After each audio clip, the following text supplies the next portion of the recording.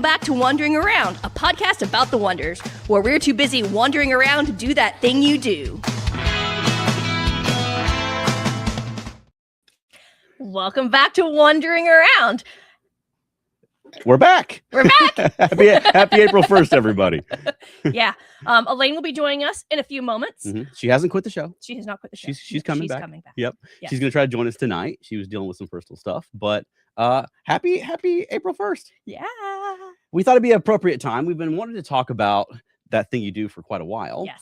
We thought it'd be an appropriate time to do it. It's April the 1st. It's April 1. We thought it'd be fun. Showing off your shirt there. Yes. Yeah. we're big fans of this movie. Yes, we are very big fans of this movie. Mm-hmm. I am very sad that I did not know about this movie when it came out, although I probably would not have appreciated it as much when I was 11. So when did you first see it? With you. Okay. At some point. I don't remember when. Yeah. It was at least prior to the pandemic. Yes. Because I remember during the pandemic they did that. Like the Wonders did like the virtual. Yeah, reunion. it was in 2021. Mm-hmm. It was in April of 2021 because we just rewatched their like thing again, and right. It was like a week or two after Adam Schlesinger passed. Right. And for those of you not to know, Adam Schlesinger is the person who wrote That Thing You Do. Mm-hmm. That plays multiple times throughout the movie, and you never ever get tired of it. Yeah, it's a quite a feat to write that song, I think, because it had to, for one, you have to, like you said, you have to hear that song like probably a dozen times at various points in the movie and not get tired of it, but also be believable as a hit song in 1964. But also, I mean, for fans of the Monkees, there's a lot of tie-ins to That Thing You Do. Some direct tie-ins, obviously, Adam Schlesinger, who wrote That Thing You Do, produced Good Times. Yep. And produced Christmas Party. Yep. And he wrote Our Own World. Which is our song. Right. And he wrote the lyrics to House of Broken Gingerbread. Which is one of our favorites on the Christmas album. It's amazing. Yeah. It's not a typical, oh, that's a Veronica song type of thing, but I really like the story in the song. And then also Mike Viola, who was the voice of the Wonders. He was the singing voice for Jimmy and sang That Thing You Do. And also for Lenny. He was the voice for Lenny, but he changed kind of how he sang. But if you really listen to it, you can tell that it's still Mike. I did confirm that today. Yeah. It was Mike for all of their singing. But he played on Good Times. Yes. He played and he had backing vocals for several things on Good Times. Hold on. I have a list. I have it pulled up, I think. Okay. Nope, not that one. And when Elaine joins us, I'll be interested to hear her opinion because she watched it for the first time the other night. Like last night. Yeah. Peer pressured her into watching it. And if you're with us, join us in the comments and feel free to give your opinions on the show. But yeah, we just saw Mike Viola. Yeah. Like last month. Yeah. We learned at the last minute that he was going to be in town, and Chuck was like, "You want to go see this?" And I'm like the day of the show, I saw a Facebook post that said Mike Viola is going to be at Eddie's Attic tonight. And I was like, heck yeah. And I was hemming and hawing a little bit because I hadn't made the connection because I don't pay attention to that stuff a lot of the time. But I know we were listening to some of his like own stuff on the way out there, and then we listened to all of his own music there, and it was quite good. He didn't play That Thing You Do, but we did get to talk to him a little bit after the show. You kind of shamed him after. I know. I was like, we're really big fans of That Thing You Do and the Monkees, and he's like, oh, I should have played that. Yeah. It's like, yes. But he did do a cool thing when the bass player? His bass player had to go off stage for a minute to fix something. Yes. And TV Mike player. Huh? Oh, yeah. And Mike had to improvise a song. Yeah. He didn't have to, I guess. No, he could have just played something. Yeah. Acoustic. But that was fun. Yeah, that was a lot of fun. He just like made up a song about his bass player. Right. But it was a cool guy. It was a good show. Yeah. Well, let's get to the movie. What?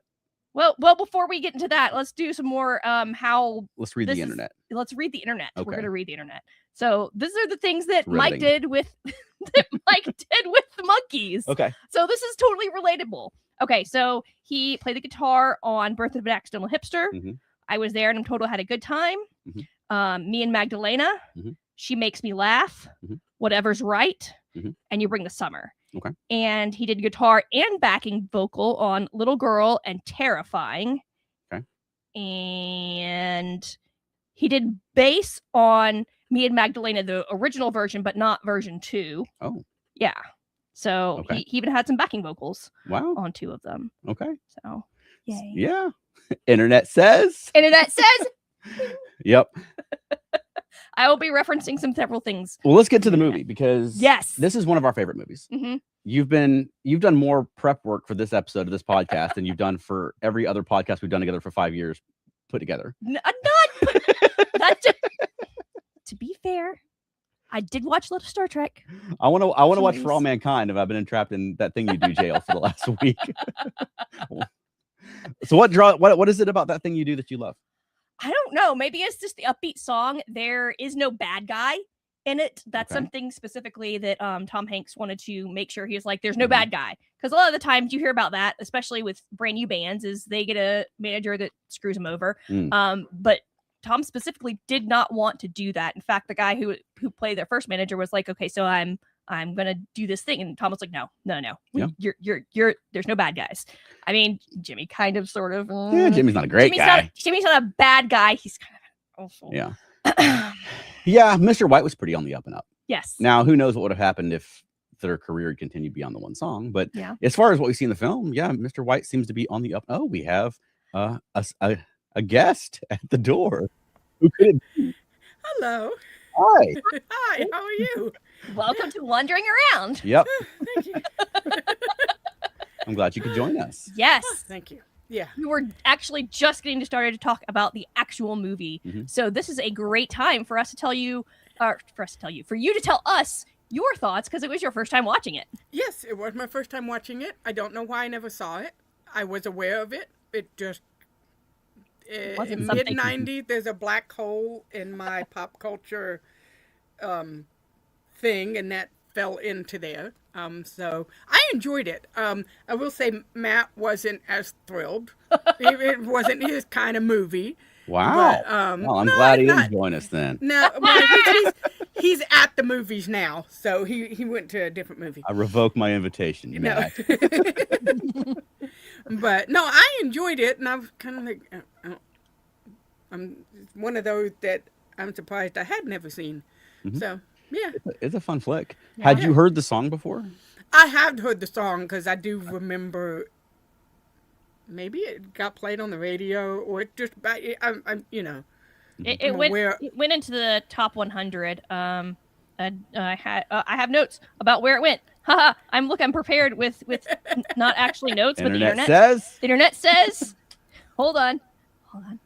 It made it to number 22 on the Billboard. Oh, okay. Then I mean, music. I did not lose music as much as I did like movies and whatnot. So maybe that Okay. would, yeah. Yeah, and it hit number 18 on the adult top 40 chart. Okay. Okay. That's fascinating. Yes. kind of like the Wonders went up the charts. Uh-huh. The song went up the charts. There you go. Or at least was on the charts briefly and Mhm. was at least at number 21. Yeah. Yeah. So- All right. So you guys know that I'm a big Star Trek fan, Mhm. right? You want some Star Trek trivia? Yes. Because we also do a podcast called Earth Station Directors about Star Trek. Yes. So as the story goes in Star Trek circles, they wanted Tom Hanks to play Zefram Cochrane in Star Trek First Contact, Mhm. which came out in 1996. He was unavailable because he wrote and was directing That Thing You Do, and that's why he was not Zefram Cochrane. Which I love the Zefram Cochrane that we have in the film. I think Tom Hanks would have been at the very least a better physical match for the Zefram Cochrane character played by Glenn Corbett in the original series. But obviously having Tom Hanks in any movie is going to be an asset. Yeah. But I mean, would you rather have had him as Zefram Cochrane than No. have That Thing You Do? No, because when you said that, I was like going, I don't picture Tom Hanks in any kind of Star Trek at all. He's not. He's I'm not actually a saying. big fan. He's Yeah. a huge Star Trek fan. Oh, He's well, been I'm wanting not to be saying in that, but it Yeah. just in everything that he's been in, like his whole career, he's never been in anything that remotely sci-fi. Like a franchise. Apollo 13? Yeah. Well, that's not Apollo, sci-fi. but that's not sci-fi. That was real. You meant franchise. Well, Toy Story. He was a cowboy. Yes. It wasn't sci-fi, But it was a franchise. Okay. but it wasn't sci-fi. Okay. Understood. I Yeah. got So you. that I think just, what about that yeah. one where him and Halle Berry were immortals or something? Oh, that's different. Cloud Atlas. Okay. That Too that's- artsy. Yeah. I mean that's yeah. Okay. Well, what did any characters in this movie jump out to you? Oh, I really like Ethan Embry, the bass player. Mm-hmm. 'Cause he was just so adorable in this movie. Yeah, so he gave his character a first name just so Yes. he could ground himself. He went with Tobias. Okay. Oh, 'Cause okay. that works with TB, Tobias TB. Okay. Okay. So that was the name that he gave himself. And actually, he and Liv Tyler had actually just finished filming something, and I'm not remembering what it is off the top of my head right now. Probably not- Empire Records. Probably, but they had just finished filming that before they started shooting this, so they were already like buddy and hanging out stuff. Yeah, Okay. yeah. What about you, Veronica? Who's your favorite character in the movie? Shades. Shades. Okay. I like Jimmy. I mean, Jimmy, he was the artist. He wanted to Yeah. write and record his songs, and He didn't want to do any of their. and BS. there's even that point where they get their first Playtone version of the records, and he pulls it out, and he's looking at the side that has is it all My Only Dreams? What's that song called? The B side. Yeah. That's the one that he's like, oh, you know, because like He's And a ballad writer. and he's Yeah. and he's the kind of artist who's like, I can't believe they screwed up that thing you do. It was supposed to be a ballad. It was a beautiful song, and they ruined it by playing it too fast. No. And probably he said that for the next 30 years of his life was, Yeah. you know, they ruined my song. And then he sort of tore the band apart because he had his aspirations and his pride, which is a story familiar to Monkees fans. Yes. Yeah, yeah. Well, know? that Matt was like in that one scene when they're in the recording studio and everything just falls apart, and Right. Matt's like, oh, so he's the Mike Nesmith, and and Shades is the Mickey, and Leo is Lenny. Leo is he the Peter? I said, yeah, probably, and there's Yeah. not really a Davy, you know, and so. I Right. said, but at least they stuck together enough to actually fight to make the record they wanted to make instead of just exploding. So, Yeah. yeah. Yeah, but yes, I do like Jimmy. He's kind of a jerk. Like, if they'd have stayed on that tour, if he didn't, he would have hooked up with what's her face? Is it Diane? Dane? Diane. Yeah. Dwayne. Dinah Dane, Yeah. something like that. Yeah. Right. So I wouldn't say he's a great guy, but I mean I like the fact that he's an artist and he really cared about the art, and for him all of it was just to record his songs. That was Yeah. his ultimate goal. He just wanted to record his songs the whole Yeah. time. Yeah. And they He all didn't want to tour. He didn't want to be in a movie. He wanted to. he especially didn't want to be Captain Geach in the Shrimp Shack Shooters. Okay, fun story. So that was actually one of the places that Tom Hanks drove past when he was filming for Forrest Gump. Was Captain? Yeah, what I had Geach's heard was that Shrimp Shack. there was two restaurants Yep. in the Mobile area. It was Captain Geach's, and then there was the Shrimp Shack, and he sort of combined them Mm-hmm. into Captain Geach and the Shrimp Shack Shooters, which is just a funny scene. Yes. If you like, Yeah. if you're familiar with '60s movies and you like the Annette Funicello kind of, I Stuff. love Frankie and Annette movies. Yeah. I've watched all of them, and then even the new one they redid in the '80s when they came back before. yeah, Annette so Back to the Funicello. Beach, Yes, I had the soundtrack for that movie. Yeah. right? So I love that bit. I was like, I like it. And that's a bit that's kind of familiar to Monkees fans too, because they're having to play a part. They're playing a band in a movie Mhm. now, and they're having to mime playing their instruments back there. Yeah. Even the saxophone, which nobody plays. Right. Yeah. And I know you probably didn't prepare with how old were the young guys. for No, this. I did not. No, I took no. the liberty of looking a few up. Yeah, So Tom Hanks was 40 when this movie came out. My age. Yep. yeah. And Diane Dane, the old washed up singer lady, was 30 or 31 when the movie came out. They made her look old. She looks older She than looked 31 more to like me. late 40s, early 50s. Well, just Yeah. the 1960s look will make people look older. I Yeah. know, but still, she looked like she had. But that's also the music industry, especially of that era, was, Yeah, yeah. you know, oh, you're 30, you know, yeah, you're that's true. old and That's washed up. true. Yeah. because Ethan Embry was actually 16 when he auditioned and 17 when they were filming this. Really? He did Ye- look young. Yes. Yeah, yeah, because he was born in like 78, 79, I think. Mhm. Because, yeah, I looked him up, but I didn't keep track of it. And I Right. know like Shades and the other Jimmy, they were like born in 69 and 70, I Mm. think. Yeah. So, So the way kind of the backstory goes that I got from reading things on the internet and watching some of the extra stuff on our Blu-ray is Lenny and Guy and Jimmy went to high school together, and right out of and The that's characters. the characters, yes. Yeah. And Lenny and Guy were in a band together with Guy's uncle, who did the recording with them later. You're getting They deep into do the lore. they do mention that. And Guy went off to join the army, and he was actually stationed in Germany at the same time that Elvis would have been stationed in Germany. Interesting. And that's why they were like, oh, it's like the lone beatnik, because he came back and he's like working in his dad's store, because that's what you do. Your dad owns a store, you come back and work at your dad's store. Yeah, but he's after joining also the like the jazz fan in Yeah. Erie. Where is it? Erie, Pennsylvania. Erie, Pennsylvania. Yeah. Instead of Indiana, it's Erie, Pennsylvania. Right. Yeah. And I like that bit with he's the lone beatnik. Now, Elaine, did you watch the theatrical version or the expanded version? There's a director's I cut. watched whatever they had on Amazon Prime that I rented for $3.99. Yeah. I don't know. I'm sure. Actually, I I'm had sure it was a Amazon theatrical. Point. I had Amazon Point. So I didn't pay for it. It was free rental. But Okay. Yeah, it was probably the theatrical edition. Was it like an hour and 40-ish? that sounds right. Yeah. Yeah, Yeah. there's a lot of stuff they cut out. Mhm. And Oh, once wow. you see the extended version, you're like, why did they cut any of that out? Mhm. Because now Yeah. there I'm going back through, because we were watching the theatrical version again tonight.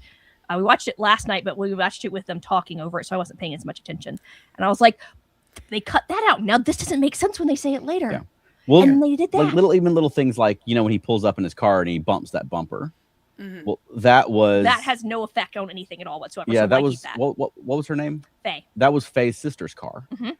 And so she was like, "Oh, don't worry about it." And he was like, "Well, let me buy you breakfast." And Yeah. that's why that- she was like later, thanks for breakfast. Yeah, and when the waitress comes by, he's like, "Oh, I got it." And just little Yeah. things like that just make the movie make a little more sense. Mhm. Oh, okay. And there was a bit with Spartacus in the very beginning Mhm. when he's Yeah, because that kind of came out of nowhere. Out of nowhere. I You're am like, Spartacus. where It's does like, Spart- okay, cool. Yeah. Huh? Yeah, Yeah. It was on when he was at home with his girlfriend, and he was like, "I am Spartacus," and she was like, "Ooh, say it again." And then it Oh, becomes kind of a okay. recurring gag. But There's now a it's just lot more Tina in the extended cut Uh-huh. too, which is fantastic. And this is one of Charlize Theron. Charlize Theron and Faye. Why am I blanking on it? Liv Tyler. Mhm. Yeah. This is one of their first theatrical movies. Mhm. Mhm. In fact, They're that was all- like basically for all of them. It Yeah, was they're all their very first, young. Yeah. And I'm kind of nostalgic for that group of people. Not them specifically together, but just those were the actors that were sort of coming up when I was a teenager. Like Ethan Embry Yeah. was in teen movies when I was a teen. And so yeah, it's fun. And I remember the guy who played Guy was an American Werewolf in Paris, Yeah. which was not as good as American Werewolf in London, but it came out in theaters when I was like 17. Yeah, I don't think I looked him up because he looked familiar, but I don't know that it was anything else I had ever really seen him in. And the one who played Jimmy, he was in Legends of Tomorrow, DC's Legends of Tomorrow, Jonah Hex, and I do remember seeing him in that. Okay. But He Ethan looks Embry, very I- different I- with his build now. oh yeah, because he's very. Yeah, he Muscular got looking. buff. He got buff. Yeah. Very buff. But Ethan Embry, I knew him in Dutch, the movie Dutch with Ed O'Neill, but I know him better as Coyote in Grace and Frankie Okay. on Netflix. I've never seen either one of those things. So, but yeah, you didn't see Dutch? That was like his first movie. He No. Ed O'Neill played his stepfather and came to pick him up from boarding school, and That's and like interesting. they don't like each other, but yeah. Because they were both in a remake of Dragnet together on TV, like in the 2000s. So maybe that's why. Maybe they had. I didn't know they had a previous connection like that. They did, yeah. Yeah. Yeah, and currently, Steve Zahn is filming stuff with his daughter. Like they're on a TV show or doing a movie together or something, and Okay. they film little like TikTok, Instagram videos together, and they do little dances together. It's adorable. He was in a season of White Lotus, like the Yeah. second season of White Lotus, I think. Yeah, he was good in that. He was nuts, but he was good. But So- everybody's That's kind of him. Yeah, yeah. That's what I'm told, is a lot of these people played their characters. So Steve Zahn's audition story. So they were doing a table read, like a basically a read to just for the producers and whatnot to hear how it was going to sound. And Steve was actually the one that they got. They just like were pulling people together to do a read, and he was reading Lenny. Yeah. And he was hilarious, and Tom Hanks was cracking up the entire time. And as he was walking out, Tom went and grabbed him and was like, "Hey, do you want to do this? Do you want to keep doing this? Do you want to continue on? So Steve got the part from a table read. That's interesting. Yeah. Yeah, I like Steve Zahn. He's funny. Yeah. So Elaine, what did you think of the song, That Thing You Do? I like the faster version when they first played it in the garage, and I was like, "Going, that's not the song. What song There's is a whole that? That's scene not they cut out before that because there's a scene where Guy is asking like, so what's the tempo? And he's playing this thing, and Jimmy's like, no, much slower. And Yeah. he goes slower, and then Jimmy's like, just slower, and then Lenny's just like, whoa, slow down. Yeah. It's hilarious. I have a cat that's film bombing. I see that. Here. Come here, get your butt off camera. Because we were talking a little before you came on about how Adam Schlesinger wrote the song. Yeah. And it sort of ties back into the Monkees story because, Yeah. you know, obviously years later, he produced Good Times, right? Yeah. And so, I mean, it's sort of like the beginning of that arc. I mean, I'm sure that when they chose him for Good Times, and he's done other things since with Fountains of Wayne and, you know, Stacey's Mom and that kind of stuff. But obviously, That Thing You Do, I think, would be a good touchstone if you're looking for someone to produce a new Monkees record. Like, Oh yeah. get the guy who wrote that song, you know? Yeah. Yeah. Well, and the other thing I noticed when watching the credits was that Tom Hanks wrote and performed several of the songs too. I was like, I didn't know he was a musician like that. Yeah, That was not something I knew about him. Yeah, that opening song, "Loving You Lots and Lots," he wrote that. Yeah. There was some other I'm arguing with the cat over here. Did that one chart? I have no information on that. And there was some kind of like music in the background or some background song that was going on, and Tom Hanks was like, "Oh, this is how it goes," and did this little like singing it, and he's like, "Okay, call me and I'll leave it on my recording." So there's the recording of Tom Hanks singing one of the songs that he wanted to have in the movie. Interesting. Yeah. Apparently they had a lot of tapes of songs that people had submitted to be like over 60. the song for That Thing Oh, You wow. Do. But I think they definitely chose the right one. We were talking about before you came on about you can hear that over and over and over in the song in the movie. You don't really get tired of it. It's a very catchy song. It's like you know it when it starts, and it's a song that you believe could have been a hit in 1964. Oh yeah. And I think they did a great job of recreating that feel. It's nice and snappy. It's short. It's very hooky. And it sounds appropriate to the period. Yeah. I also really loved the other song that they did. Little I Wild think One. Lenny sang the main on Come it. on and dance with me tonight. Yeah, I really like that was a good song. I like that Yeah, one. But it was you a only lot of hear fun. that one little bit. And Yeah. stuff like, Yeah. but, Well, you got to yeah. go get the CD or the vinyl to Did get you that. wanna Speaking show of off our which, goodies? yeah. Okay. Oops, hold on this part. So, this was the vinyl that they released from Mondo for the 25th anniversary. It has this little connect thing on it, but Little this is Obi the strip kind of thing. little full thing, Yeah. and it's produced by Playtone, which is actually a label now. It's Tom Hanks' label that he uses to release his movies stuff, and it has Captain I Geek love that. on the inside, and it has all of the information, and this is all done as though the Wonders were actually a band, Yeah. which is fantastic, and it came with some extra goodies. What do you mean? That's what this podcast is about. You trying to say the Wonders on a real band? And it came with a little 45 with That's That super Thing You cool. Do and All My Only Dreams on the B side, and it's so adorable and cute, and yay, I love it so Looks much. like one from the that. film. Yes, Yeah. I wish it had come with the cover or the slipcase that they had in the movie as well. That would have been really cool. Yeah. I think back in the day there was like a limited edition of them, a limited number of them produced. Oh, Yeah, okay. very, very few. And it also had this lovely little book that almost looks like help cover. It does. Yes. And then there's a lot of stuff in here with like the fake liner notes and all that kind of stuff that go along, and then the picture of them in the city. And this shot is actually not in the movie because you can see Faye is right here. Oh, okay. And they all have their own instruments in it as Yeah. well, and it's really cute. And then the vinyl, they had several options. I went for It's this round. one, of course. Yes, it's very round. Hold on. Ooh, You got a wow. splatter vinyl? Splatter vinyl. I like that. Yeah. Yeah. It's awesome. Love it so much.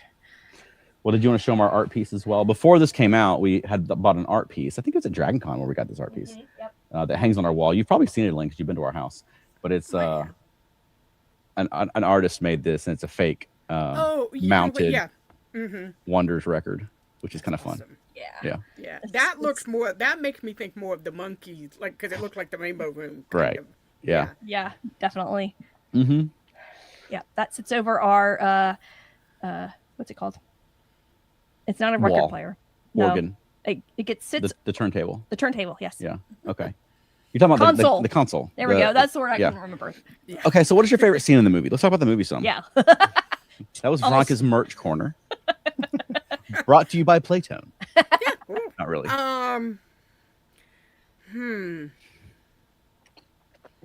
There were a lot of great little scenes, and then there's a lot of them where it's like I'm watching it and I'm waiting for something bad to happen, but it ends up not. Like the guy in the camper who wants to be their manager, and he's cooking beef stew in his camper, and it's like, are you shady? Why I'm not supposed to? I feel like I'm not supposed to trust you, but he was legitimate. He was a good guy, and then Tom Hanks is like, are you smarmy? Am I supposed to I don't know that I trust you. And he did have some moments where he was like the executive, but I think he did care about his whole cavalcade of the galaxy or whatever, Right.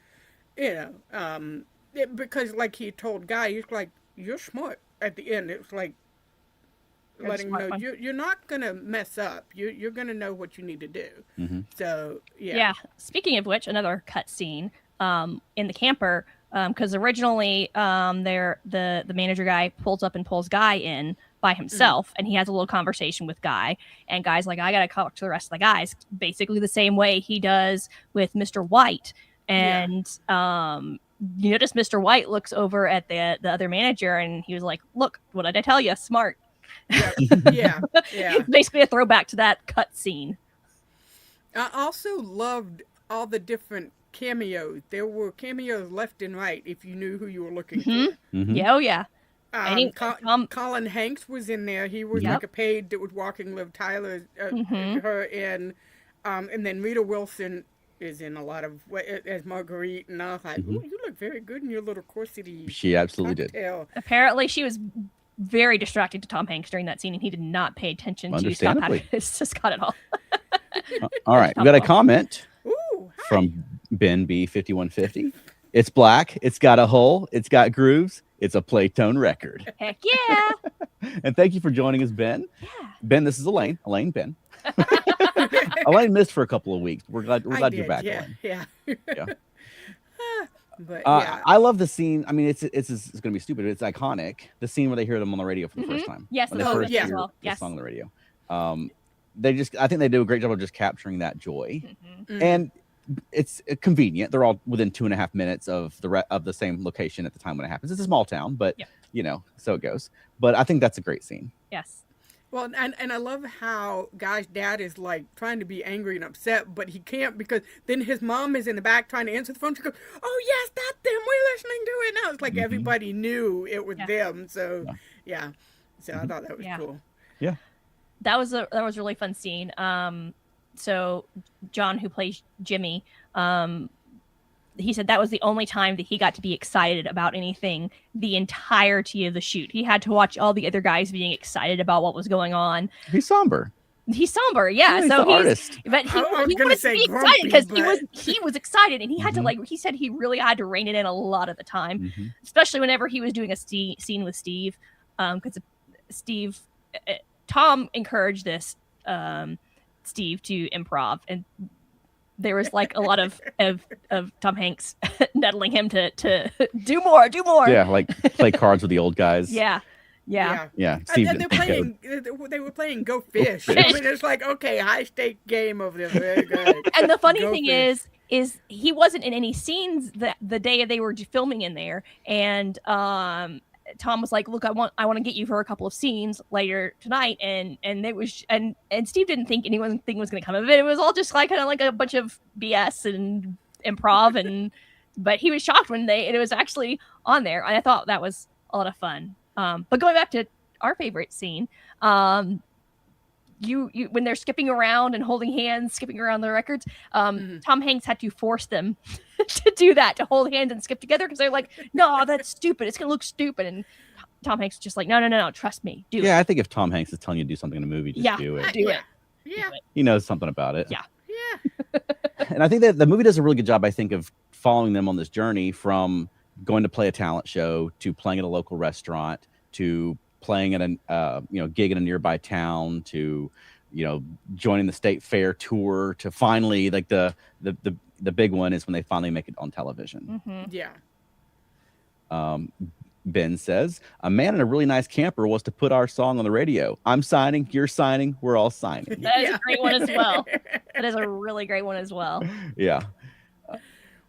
And it's Steve Zahn's character is just hilarious throughout the whole movie. I love his little asides, and he's a pig farmer and things like that. I'm gonna win that blue ribbon. Well, and that made me think of like the Beatles. You know how like John especially would give, like they would give stupid answers to like serious questions, and but and then he like goes and falls in love with the receptionist at Playtone Records, and it's like she's Playboy Bunny. Yeah, she used to be Playboy Bunny, and we're going to Vegas. Okay. Yeah, he was trying to get a date through the whole film, from the time they're at the Italian restaurant to. They all have their own reasons for being in this band, right? Like Jimmy's big thing is he wants to record his music. What's his name? Guy? Not Guy. The TV player? Steve Zahn. Lenny. Yeah, Lenny wants to meet girls. Yeah, he wants to play music and meet girls. Yeah. He didn't care where he's playing it. He didn't care how he's playing it. He doesn't care if he's actually playing it. He just wants to play music, pretend to play music, and meet girls. Yeah, it's funny they're talking about that girl from their school or whatever, or the local girl who was Chrissy. talking about them at the Italian restaurant. He's like, "Where was I? Oh yeah, playing on the stage, playing my guitar." It's funny. But there were some moments that, like when they were playing in the movie, that were monkey. So but then when they were playing on the thing, the map of America, that looked like a monkey romp, like with the just all of. And there was one other thing that was kind of like that. What was it? Like a romp. Like a romp type thing, and it was like, oh, that's a romp. Oh, there we go. There's a romp.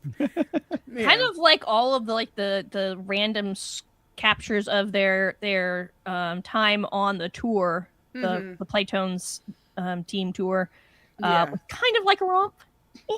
Yeah.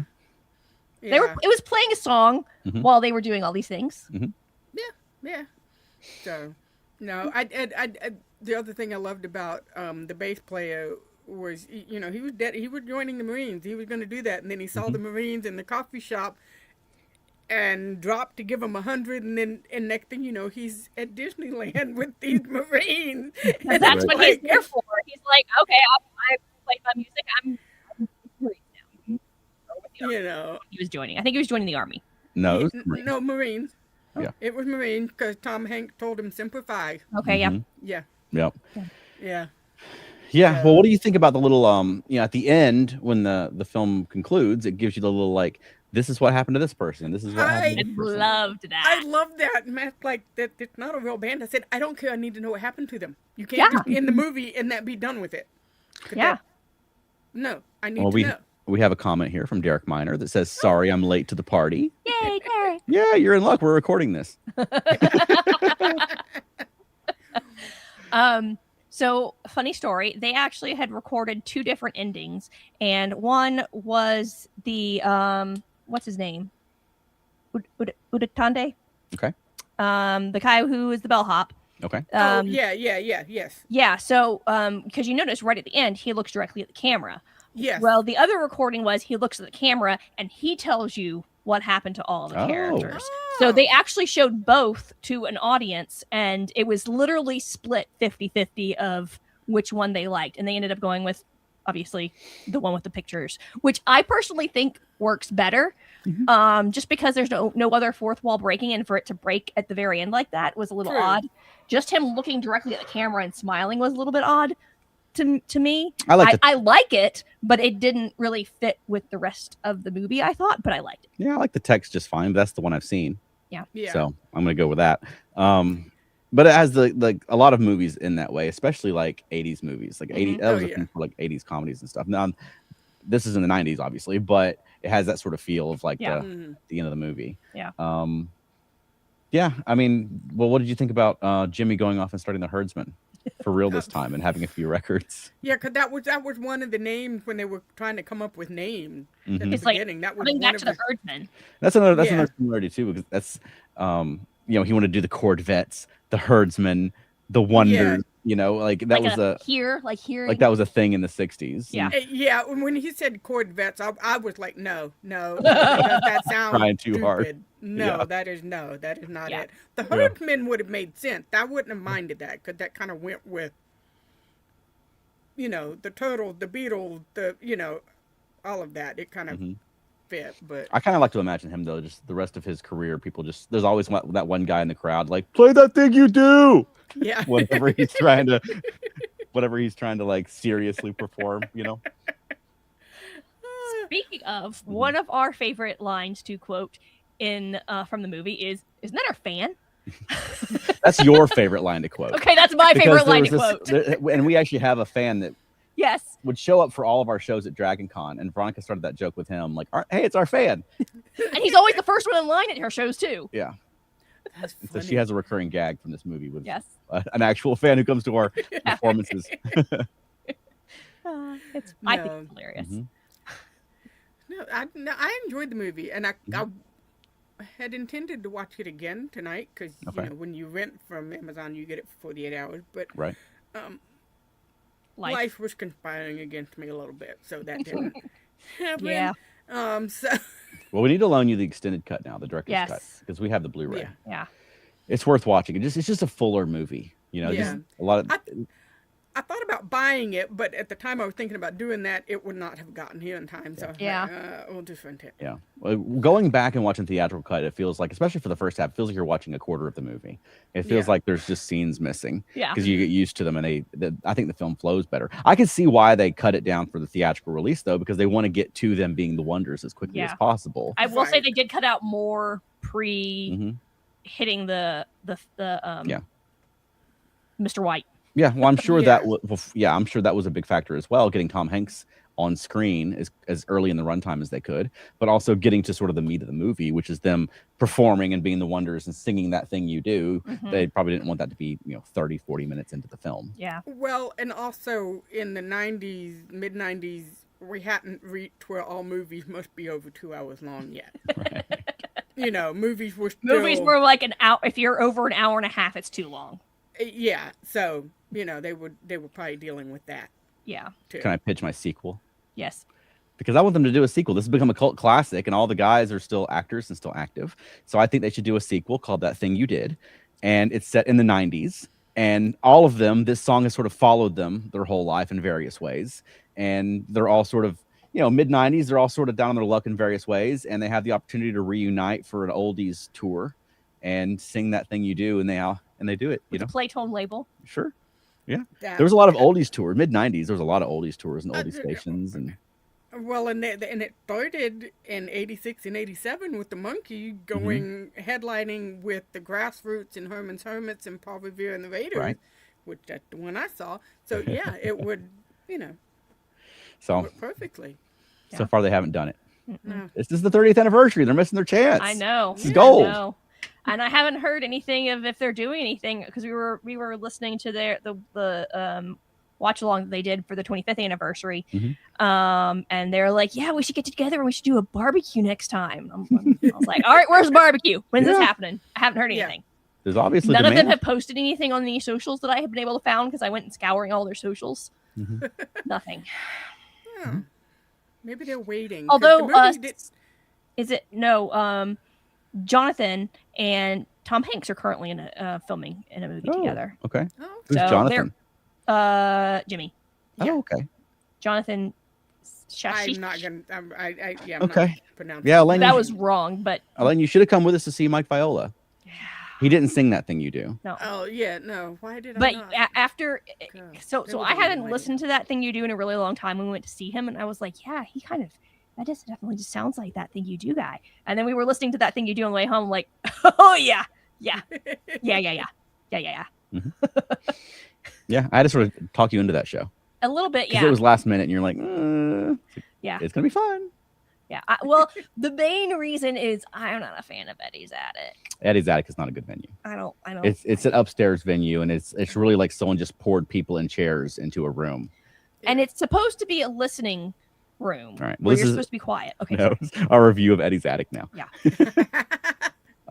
Ben said, then Lenny can revolt about releasing a new song, so the revamp My Only Dreams with 90s drums instead. And that would be something they could do the grunge version of That Yeah. Thing You Do. Yes. Yeah, right. It's all coming together. I think this is a. Like the Monkees did with Justice. Well, I was And they thinking went- of Davey singing "Girl" on the Brady Bunch movie, and I want to see Jimmy as a record producer with a ponytail in the 90s. Yeah, because it said he was a producer. know, He went on to be a yeah. producer. And I guarantee he had a ponytail in the 90s. Mhm. Yeah, probably. Yeah. He's one of those guys with the slick back hair and the ponytail. Yeah. Yeah. Mm. Well, I'm glad you liked the movie at least, and you Yeah. didn't come on and be I like, did. "Eh." But it is my kind of movie. It is more my kind of movie than it is Yeah. Matt. So And Derek suggested, or That Thing You Do gets sampled in a hit song, prompting them to get back together. Yes. and then now it gets used in medication commercial for old people. It's like when we went to the Stones concert and it was sponsored by AARP. Like, that's just mean. Hmm. I'm a proud member of AARP. Thank Okay. you very much. I'm over 50. That's what happens when you Yeah. turn 50. It's mandatory. Yep. Yeah. So what are we missing, Veronica? Oh gosh. There's so much missing from Okay. the theatrical.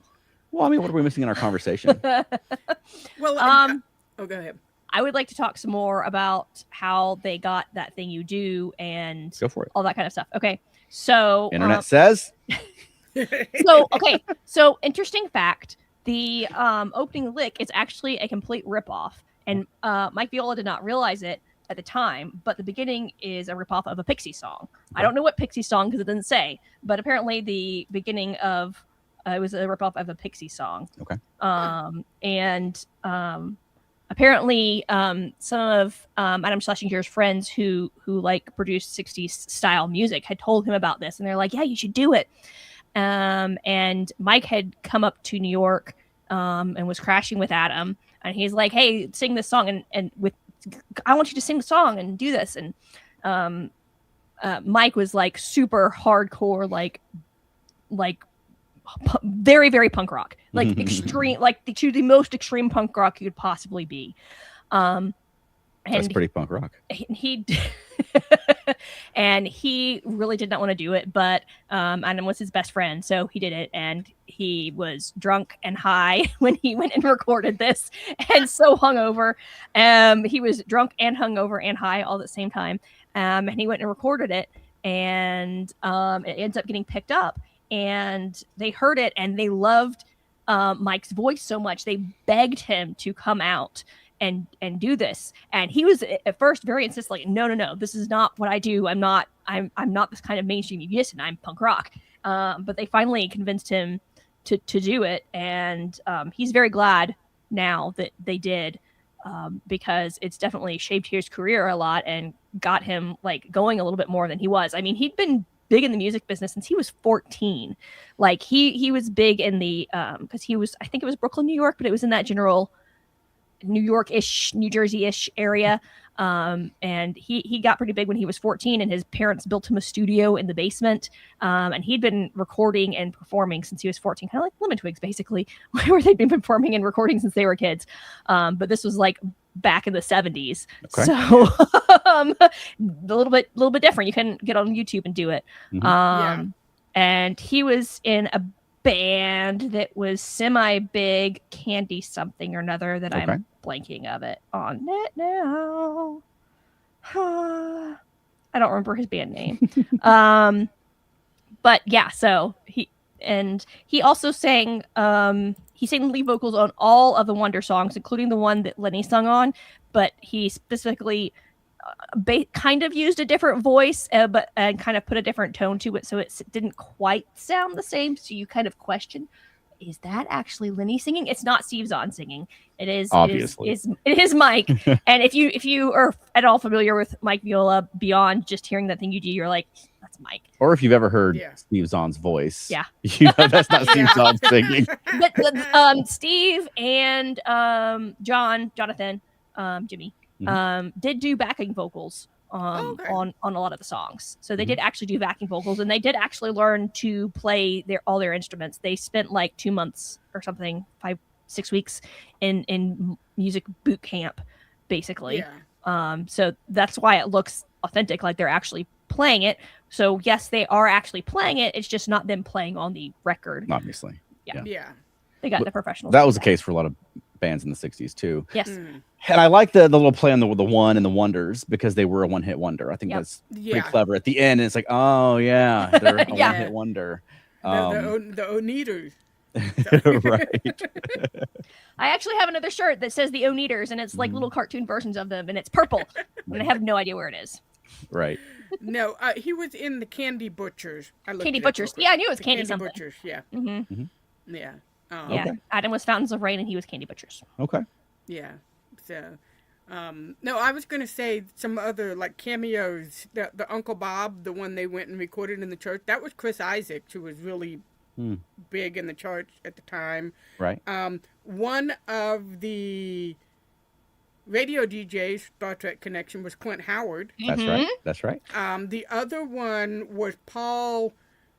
I can't say his last name. He's a movie producer director now for like. Feige. Yes, that one. Him. And then Colin Hanks was in it. Then it was Rick and Anita in the Beach movie. Anita was played by Tracy Reiner, who was Penny Marshall's daughter and had been adopted by Rob Reiner. Okay. So, I mean, there's like all sorts of. Colin Hanks was in it.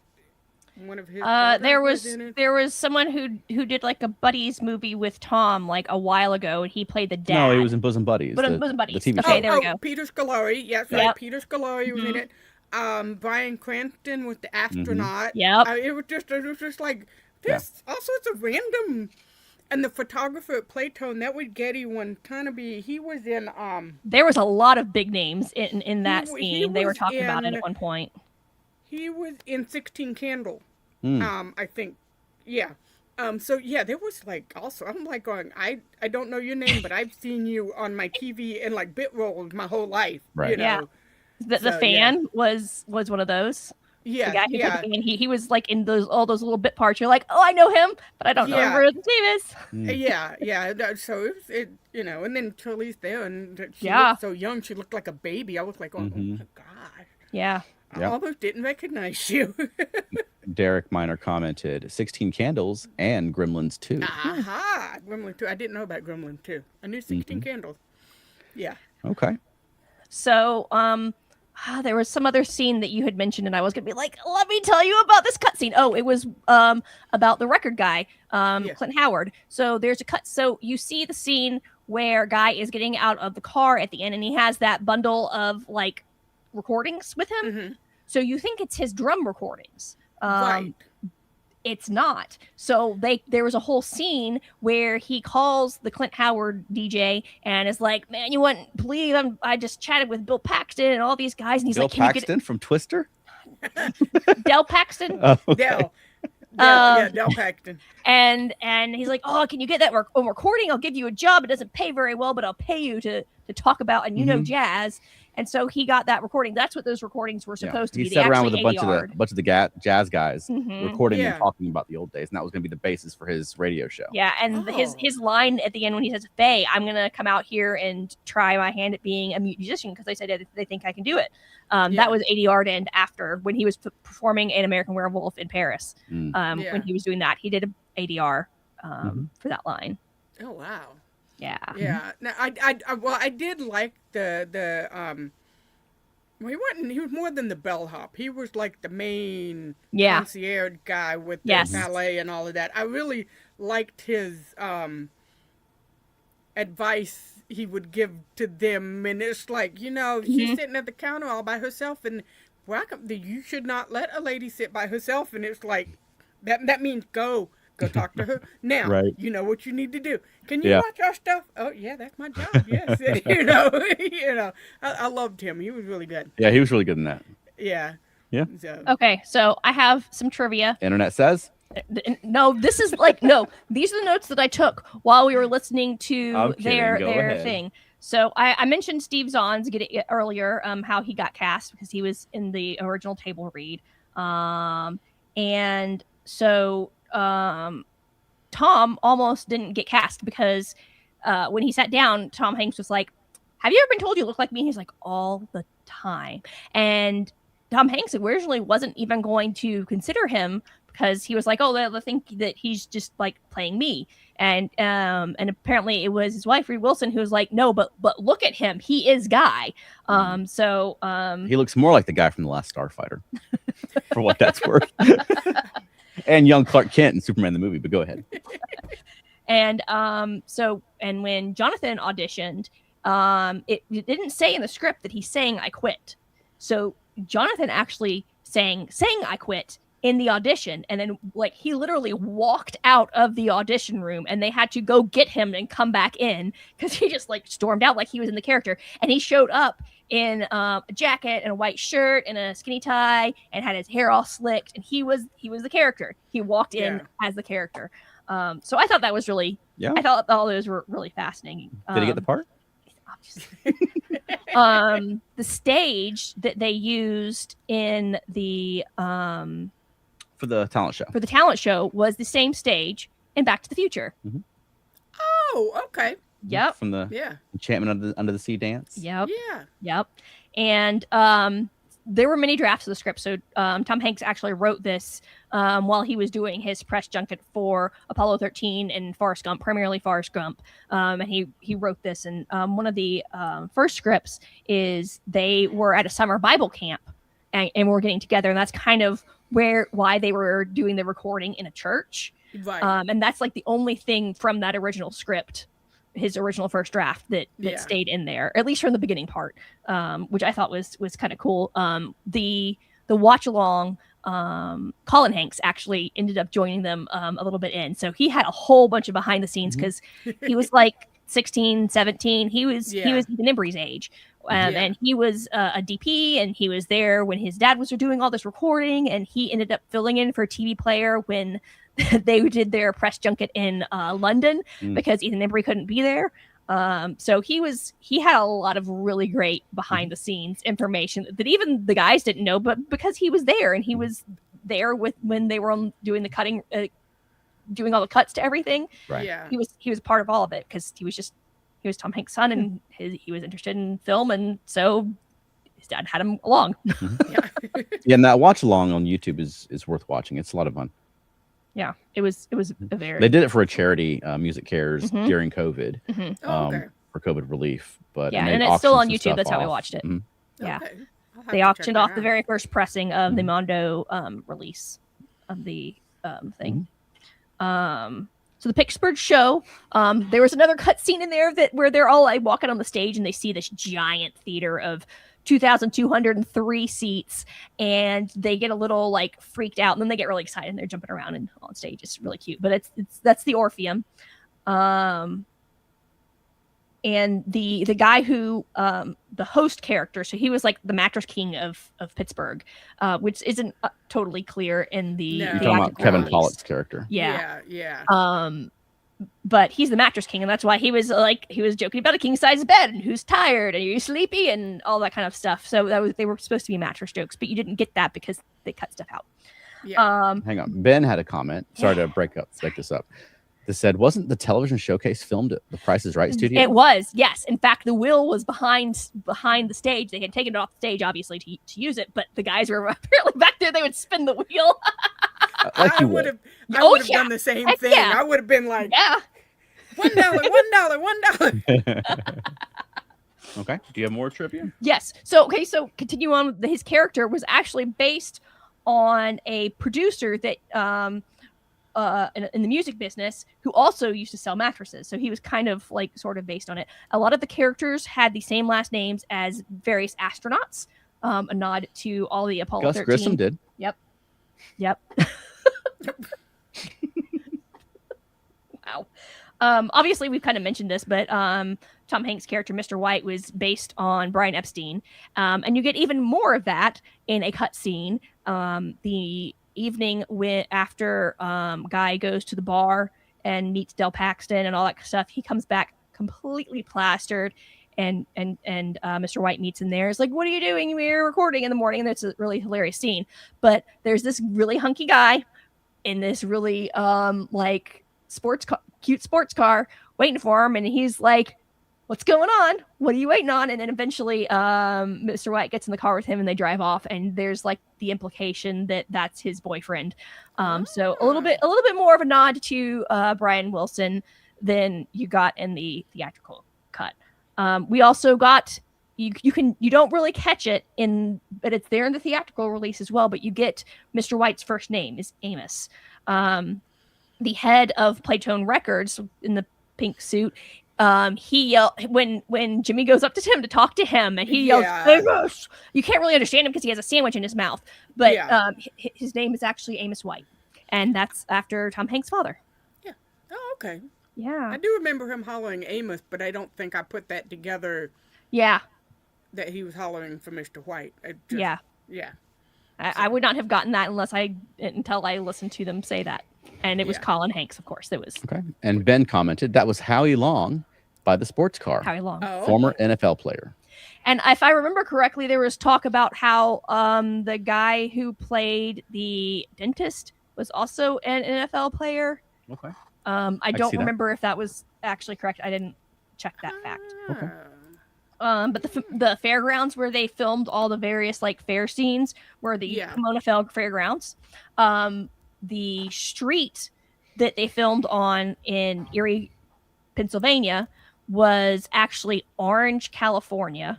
Okay. And they actually kept some of the facade that they had added to it. But there's apparently there was one point, because this was like right after Forrest Gump, and they were filming in there, and there were fans outside chanting Tom, Tom, Tom, because they only filmed the one side, and the other side was like not quite high rises, but like multi levels of stuff, and so people were at the windows, and they would like drop things down on ropes, say like, get Tom to sign that and stuff like that. But apparently they were being so noisy when they were trying to film inside the Paxton place that Tom was like, okay, we're going to take a 15-minute break. And he went out there and he stood in the middle and did the little Forrest Gump wave, and they cheered. And then he came back in. I was like, all right, let's get to work. Because then after that, they were quiet. They got what they wanted. It was so much fun. Mm-hmm. So those are some of the fun things. Okay. Did you have any more trivia? I can tell you the dentist was played by Keith Newbert, and he was an NFL player. He played for the Jets back in the late 80s, and then the Packers for a year in 91 and the Eagles in 92. But he actually played basketball for 4 years, and then switched to football all of a sudden and went and played NFL. So go figure. Wow. Yeah. Overall athletic guy. Mm-hmm. Yeah. Yeah. Such a great movie. Such a great movie. I love it so much. And there's so many more facts that I know that were there, but they weren't on these notes. And there was this whole thing. I had shared it on my Facebook page. I'll share it on the Monkeying Around page as well, that had this really amazing detailed information. That's where I got a lot of the information about Mike's experience and Adam Schlesinger's experience getting into it. And they talk about the whole entire process from beginning to end. And it's a fantastic read. It's a very long read, but if you enjoy this movie, I think you would enjoy it. Mm-hmm. Yep. All right.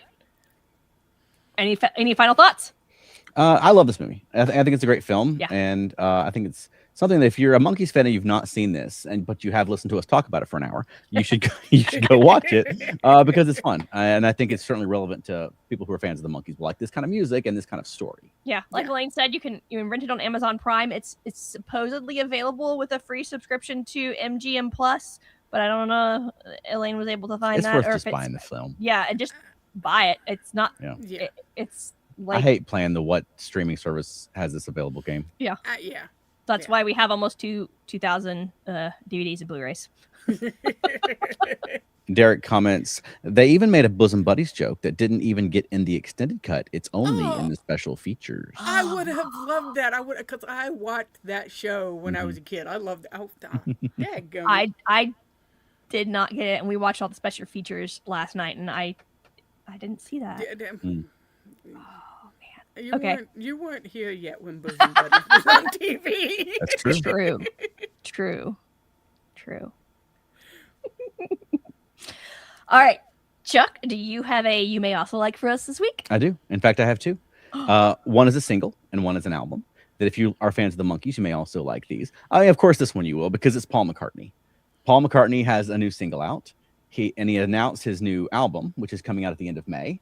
It's kind of great because Ringo just had a new single and he's got a new album coming out at the end of August. Or I mean April, whatever month this is. And then Paul's is coming out in the end of May. But his recent song is called Days We Left Behind. And I think it's wonderful. I think it's a beautiful song. And this album is supposed to be more introspective, more sort of looking back into his past. The Boys of Dungeon Lane is the name of the new album, and it's a reference to the area that he grew up. And Dungeon Lane was an area near where he grew up. And a lot of reminiscing about the old days and his friends and, Paul and George and so forth, or John and George and so forth. But also it says that this song is very acoustic, but there's the songs on the album are supposed to sort of span the styles of his career. Mm-hmm. And it's produced by Andrew Watt. And I was a big fan of his work with the Rolling Stones just a few years ago with Hackney Diamonds. And so I'm looking forward to seeing what they cook up together. And I'm looking forward to a new Paul McCartney album. But then also, if you like the music of the 60s, there's this new band. They've only got, I think, one album out previously. Their second album just came out in the last week. They're a London, UK-based Baroque pop band. They call it, either Euro Baroque or Euro pop that they sing, but they're called Green Seagull. And their new album is called Smoke and Mirrors, and it's wonderful. If you like Baroque pop, it's stuff like the Left Bank or the Association, Elaine, which you mentioned during our Monkey Around Hall of Fame. Yeah. It's that type of music, but they have a very it's a very authentic sounding, as if it's from the 1960s type of music. And to the point that when this band first, the algorithm sort of spat it into my feed, and I heard it a couple of times, and every time I was like, is this a 60s band that I can't place? And I looked them up, and no, it's not. They're a current band who, as of right now, always a treat. Yeah, they've just released the new album Smoke and Mirrors. So check out Green Seagull. Their album Smoke and Mirrors is wonderful. If you've not heard of Paul McCartney, check out Paul. What rock have you been under for the last 60 years? With Paul and Ringo having new albums coming out, we may need to circle around and do like a Kings of BMI kind of special where we talk about Paul and Ringo's new albums. Because how often does that happen? I was telling Rocky the other day, and they both had new singles out, and it was like they should just team up and do an A side or a double A side or A side and a B side. And who wouldn't go buy the new Paul and Ringo? Everyone that would sell out in 2 seconds, right? Yeah. But they're not worried about that. And if there is a color of a record that you would like to get, you can get that color through some exclusive on Paul McCartney's new album, because it is available in every color, and probably in colors that you've not yet witnessed in your life, because every possible variant is available for this record. And poor collectors, I'm so sorry. Well, hey, it helps them get up to the helps them climb the charts. Yeah. So if you're one of those wealthy people who wants to buy every color that's ever been conceived by the mind of human beings as a Paul McCartney album, this is your chance. But also I wanted to give a shout out to the Artemis 2 crew, who we watched them launch on their way to the moon earlier today. It's the first moon mission in my lifetime, the first moon mission in 50 years. If this was the 60s, we'd all be talking about the Apollo missions. Yeah. But now we've got Artemis. We've got moon missions again. And this Artemis 2 is not going to land on the moon, but they're going to circle the moon and come back on their way, So this is only Artemis 2. So I look forward to seeing Artemis 3, 4, 5. Let's go back to the moon. Let's have something in the news that is good and hopeful and dreaming of the future. Yeah. So good luck, Artemis 2 crew, and Godspeed, and we'll be watching your progress. And they will have reached the moon by the time we record again, because I think it's 6 days to the moon, and we'll be back here a week from now. Yeah. Yes. Mm-hmm.